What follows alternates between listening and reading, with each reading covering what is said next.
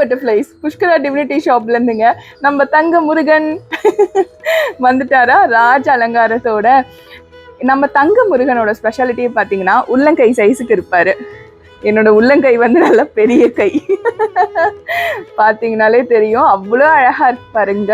கீழெல்லாம் பார்த்தீங்கன்னா மெரூன் கலர்ல நல்லா ஒரு பார்டர்லாம் கொடுத்து ஒரு அடித்தளம் அமைச்சிருப்பாங்க.